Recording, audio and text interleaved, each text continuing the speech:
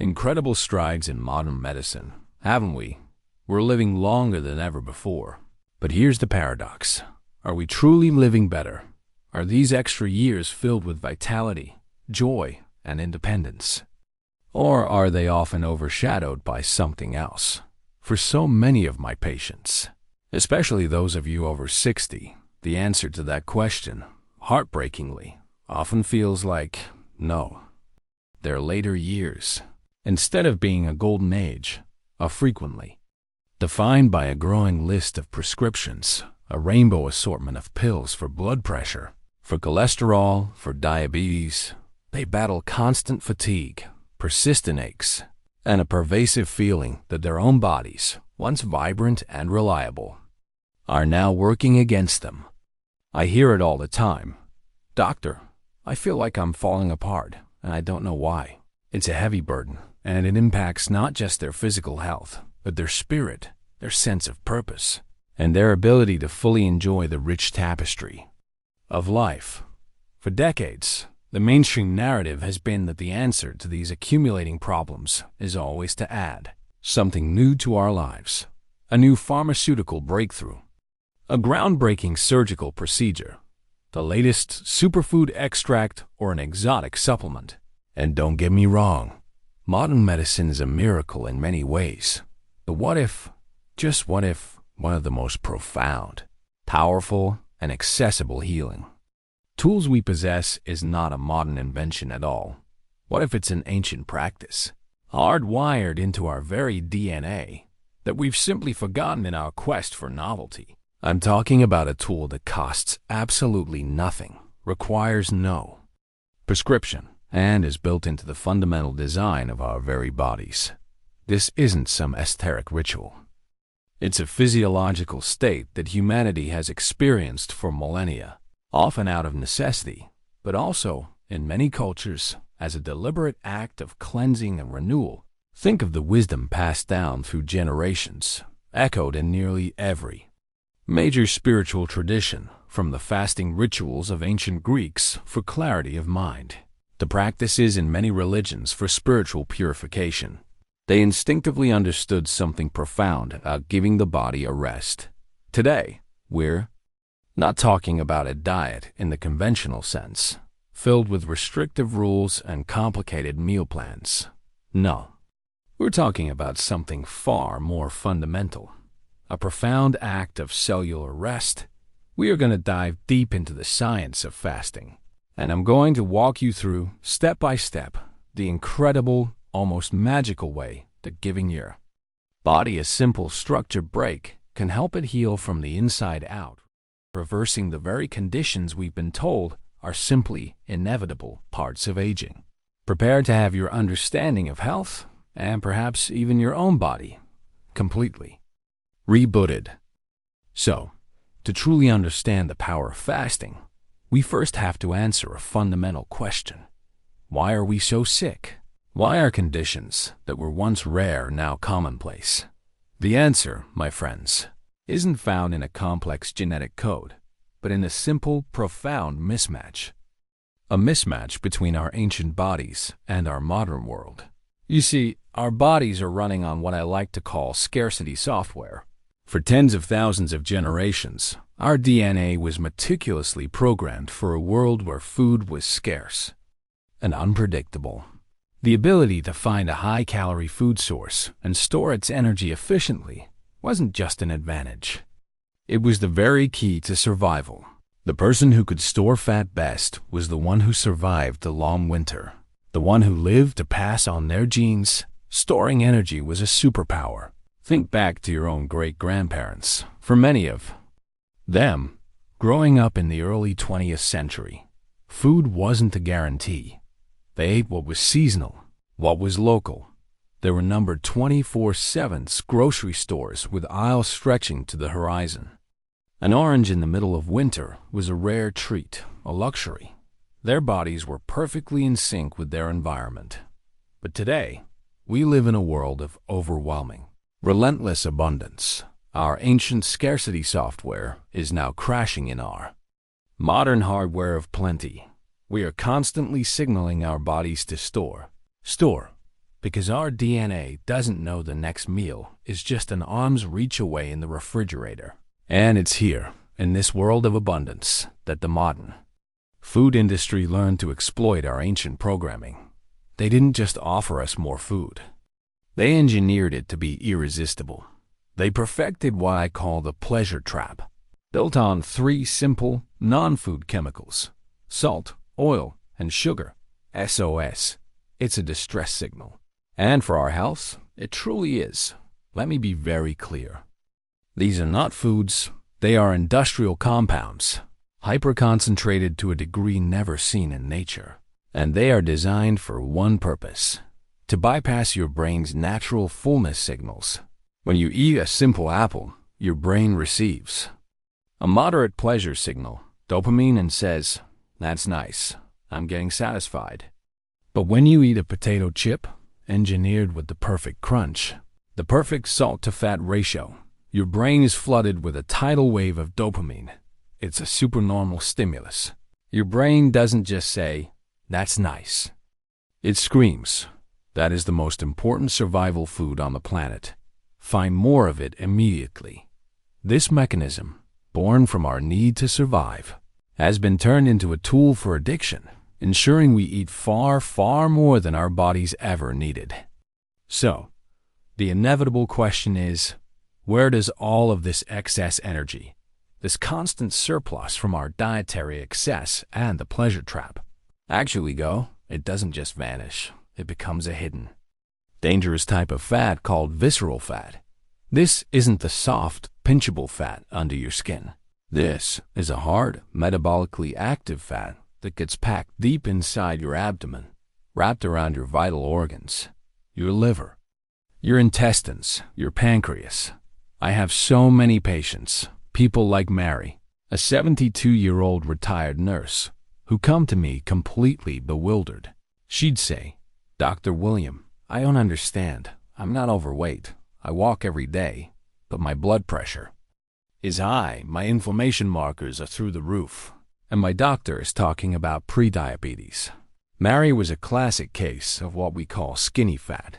On the outside, she looked healthy, but on the inside, her organs were being suffocated by this dangerous visceral fat. The most crucial thing I want you to understand today is this: visceral fat is not a passive storage unit. I tell my patients to think of it as a rogue inflammatory factory operating 24/7 inside your body. It doesn't just sit there.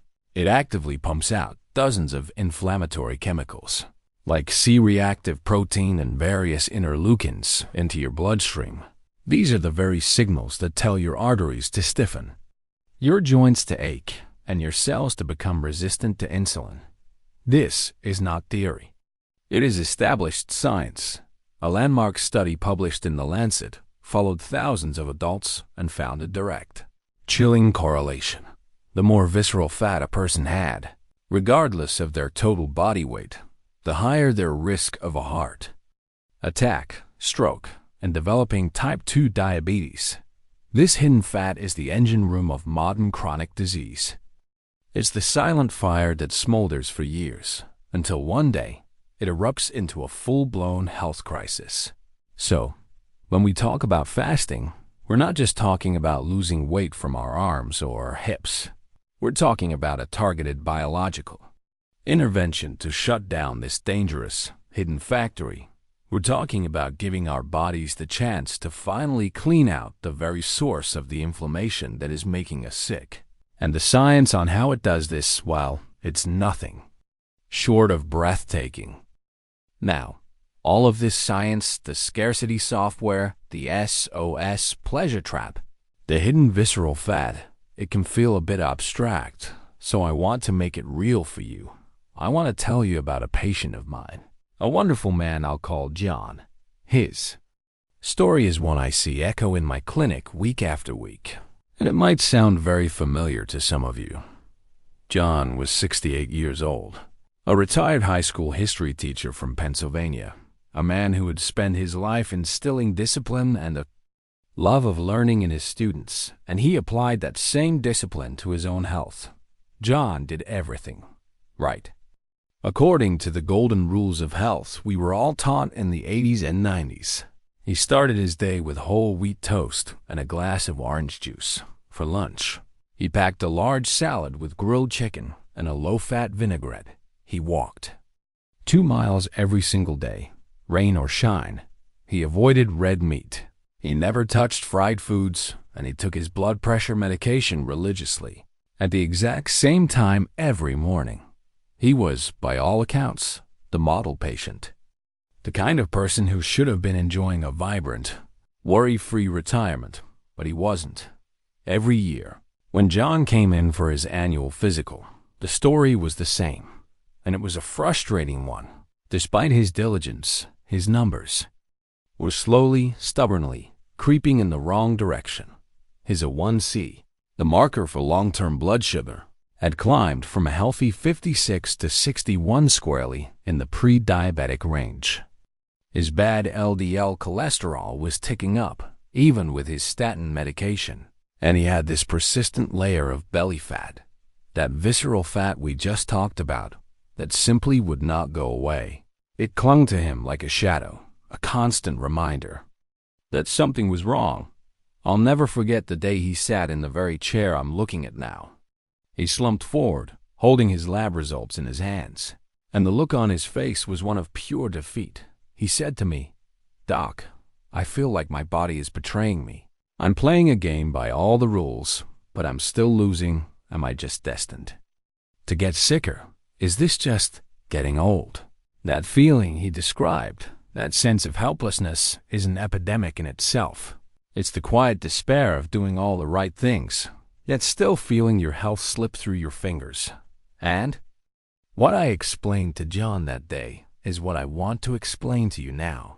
He wasn't failing. His strategy was failing him. It was a strategy based on outdated understanding of our biology. You see, John's healthy diet was a ghost from a bygone era of nutritional advice. The low-fat craze of the last few decades taught us to fear fat, so we replaced it with carbohydrates and sugars. That healthy, whole wheat toast and orange juice for breakfast. A massive surge of glucose, that low-fat salad dressing, often loaded with hidden sugars and processed oils. John was eating healthy meals, but he was eating them constantly. Breakfast, a mid-morning snack, lunch, an afternoon apple, dinner. He was fueling his body from the moment he woke up until the moment he went to bed. His metabolism never, ever got a break. His body was constantly in storage mode, flooded with insulin, with no time to switch over to its essential repair and cleanup mode. So, I didn't give John a new list of foods to eat. I gave him this. He gestures to a clock. I gave him a new sense of time. The solution for John wasn't found on his plate, but on his watch. It was a simple, profound change to when he ate. Not just what he ate, a change that tapped into a ancient, powerful healing rhythm that his body had all but forgotten. We'll come back to see the remarkable results of John's journey in just a few minutes, after we understand the biological magic that happens deep inside your cells when you simply wait. So, we've talked about the problem, our ancient bodies struggling in a modern world. And we've met John, a man who represents so many of us, feeling trapped despite his best efforts. Now, I want to take you on a journey inside the human body. I want to show you the breathtakingly intelligent processes that are unleashed when we simply give our bodies the gift of rest. When you give your body a break from the constant work of digestion, it's like sending the main factory workers on the assembly line home for a much-needed vacation. This allows a different crew to come in the highly specialized deep cleaning and master repair teams. These crews have been waiting in the wings, and they have some incredible, life-changing jobs to do. Let's look at 5 of the most profound things that happen during this reboot. First, and most immediately, your body switches its fuel source. For most of our modern lives, we are sugar burners. We run on a constant drip feed of glucose. From carbohydrates, it's a fast, easy fuel, but it's also inefficient and messy, creating a lot of metabolic smoke. I see the effects every day, that classic 3 p.m. energy crash. The brain fog after a carb-heavy lunch. That's the feeling of a body desperately waiting for its next sugar hit. But after about 12 to 24 hours of fasting, something magical happens. Your body exhausts its readily available sugar stores, the glycogen packed in your liver and muscles. Think of this like the cash in your wallet. It's for immediate spending. When the cash runs out, your body doesn't panic. It calmly walks over to the bank, your vast reserve of stored body fat, and starts making withdrawals. It converts this fat into a remarkable superfuel called ketones. This isn't some new diet fad. This is the clean, efficient, powerful fuel our ancestors' brains and bodies ran on for millennia during lean times. It's a state of deep metabolic flexibility. And here's the most crucial part for your long-term health. The body doesn't just burn fat randomly. It is incredibly intelligent. It preferentially targets the most dangerous fat first, that visceral fat. The rogue inflammatory factory we talked about. It's as if your body's repair crew has a map and says, let's shut down the source of the problem first.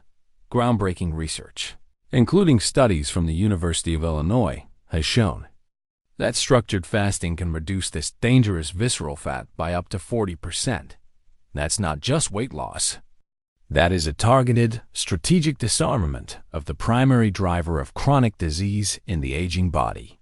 Now, as incredible as that is, what happens next is even more profound. As your body rests from digestion, it activates a process called autophagy. The word literally means self-eating. This process is so fundamental to our understanding of cellular health that the scientist who discovered its mechanisms, Yoshinori Asumi, was awarded the Nobel Prize in 2016. So what is it? Think of it as your body's internal, microscopic spring cleaning crew that operates inside every single one of your trillions of cells. This crew has a very specific checklist.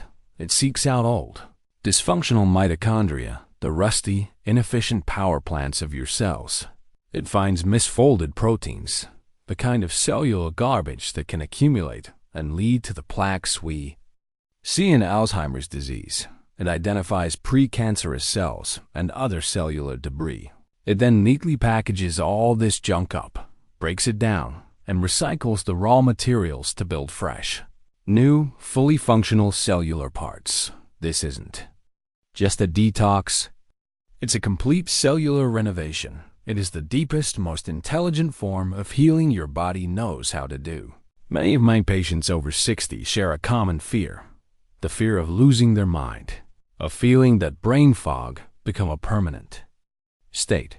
Well, fasting offers one of the most powerful ways to protect our most precious organ. When your body enters a fasted state, it signals the brain to increase production of a miracle molecule called BDNF, which stands for brain-derived neurotrophic factor. I have a simpler name for it. I call it Miracle-Gro for your brain cells.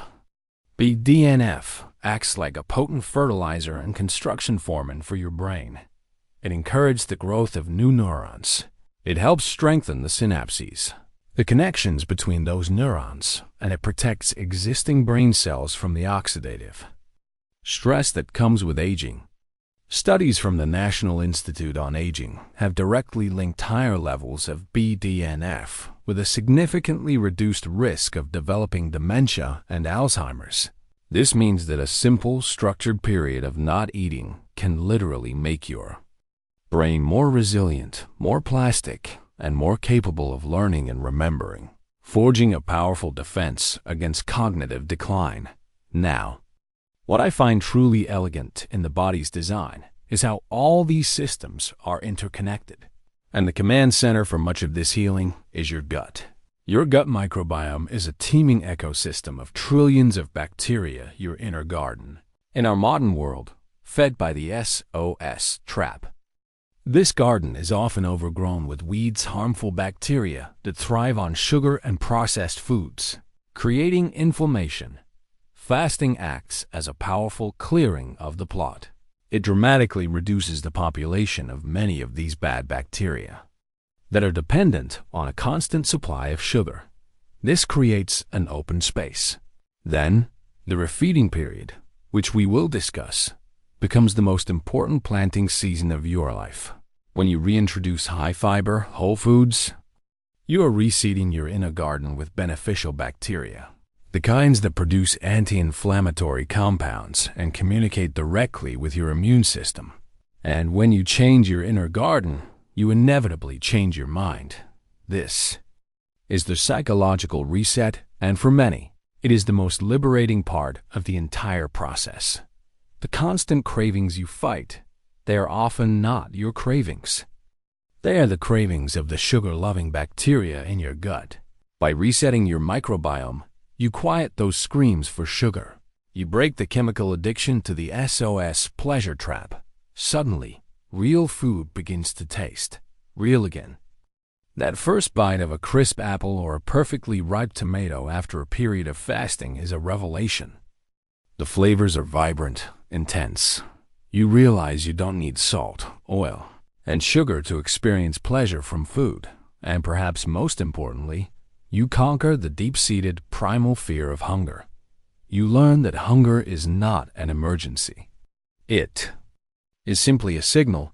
By observing it without panic, you realize that you are in control, not your cravings, and that feeling of control, my friends, is the very essence of true, lasting health.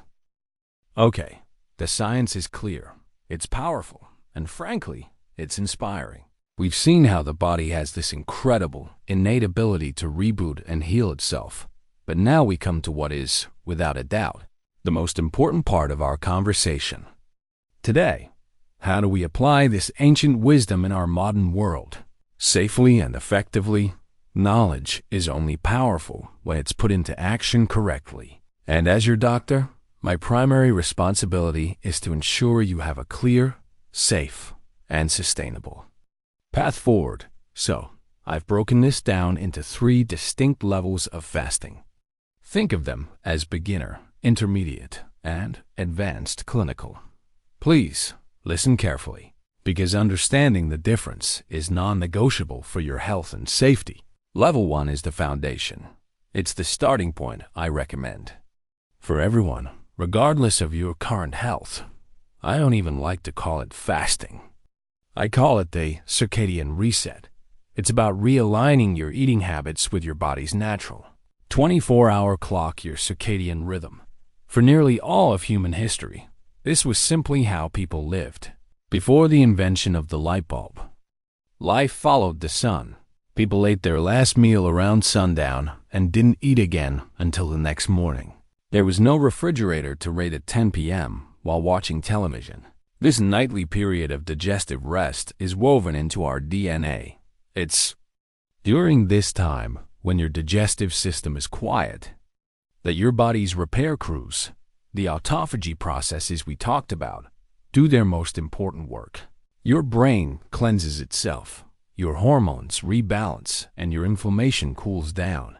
The rule is wonderfully simple. Create a 12-hour window of not eating every single day.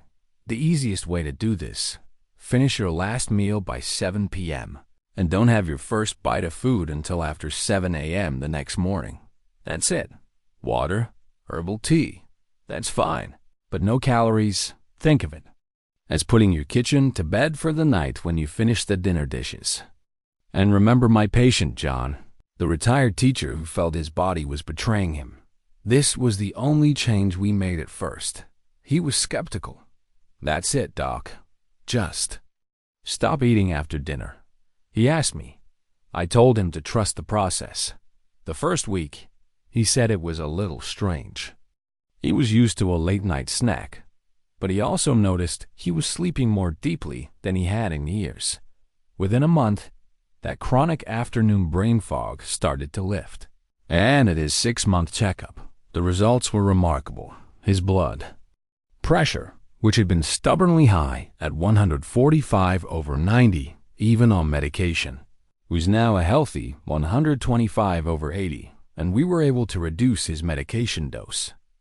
His A1C, that crucial marker for diabetes risk, I dropped from a pre-diabetic 61 back down to a safe 56. He'd lost that stubborn visceral fat around his middle. But what he told me, with tears in his eyes, was this: "Doc, it's not just the numbers. I feel lighter. I feel clear. For the first time in a decade, I feel like my body is on my side again." That, my friends, is the power of simply aligning with your body's natural rhythm. Now, level 2 is for those of you who have mastered the circadian reset and are feeling good, but you want to be proactive.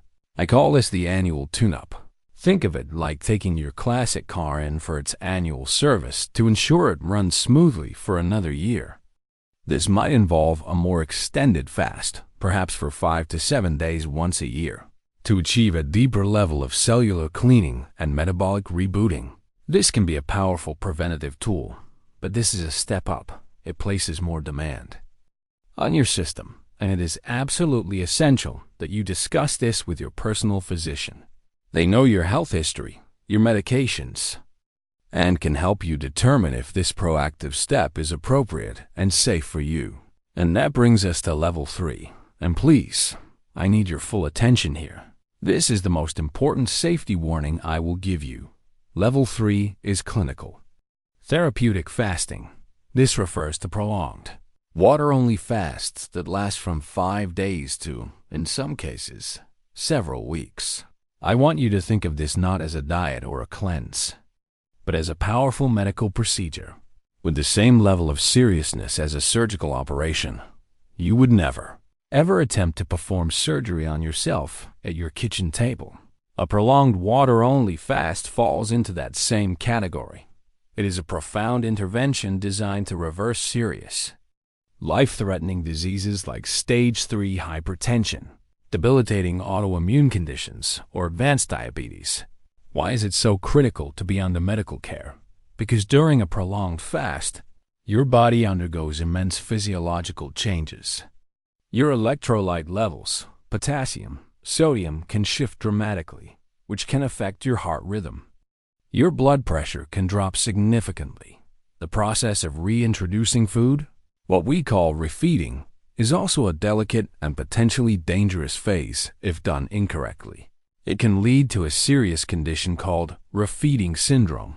These are risks that require a trained medical team to monitor your vitals, your blood work, and guide you through the process safely. I have guided patients with crippling rheumatoid arthritis and advanced heart disease through this process safely, in a clinical setting with truly life-changing results. But I've also seen patients in the emergency room who attempted this on their own after watching a video online, suffering from severe complications. So please, hear me clearly on this. Do not attempt a water-only fast for more than a day or two on your own. It is not a DIY detox. It is a powerful medical tool that, when used correctly by experts, can save lives. When used incorrectly, it can be dangerous. Your health is far too precious to take that risk. As we come to the end of our time together, I want to leave you with a final thought. To me, the greatest tragedy I see in modern medicine isn't a particular disease. It's that we've taught people to outsource their health. We've made them believe that the power to heal lies exclusively in a pill bottle, in a surgeon's hands, or in the next technological marvel. We've turned people into passengers in their own bodies, waiting for an external fix. But the truth, a truth that has been understood by healers for millennia, is that the most powerful, intelligent, and dedicated healer you will ever know is the one that resides inside of you. Your body possesses an innate intelligence that is far more sophisticated than any drug ever created. The ancient physicians, from Hippocrates onward, had a name for it: the vis medicatrix naturae, the healing power of nature. Fasting is not about adding something new to fight a battle. It's about the profound act of removing the interference, the constant noise of digestion, the inflammatory signals, and simply allowing that deep, quiet, intelligent force to do its magnificent work. This isn't about deprivation. It's a profound act of self-care and trust in your body's timeless wisdom. It's a choice for more vibrant mornings, for clearer conversations with your grandchildren, for the strength to keep living the life you so richly earned. You hold a pen. You have the power to write a new, healthier chapter for your life, and it doesn't require a dramatic overhaul. It can begin tonight with one simple, quiet choice: to give your body the rest it has been asking for. If this message resonated with you, if it opened your eyes to a new way of thinking about your own power to heal, please do 3 things for me. Hit that like button to let me know this connected with you. Subscribe so we can continue this important journey together. And please, share this video with just one person you love who needs to hear this message of hope. And finally, what was your biggest takeaway from our conversation today? The science, the stories. Let's support each other in the comments below. Your journey can inspire someone else's. Thank you for your time and your trust. Be well, and please remember, you are far more powerful than you've been led to believe.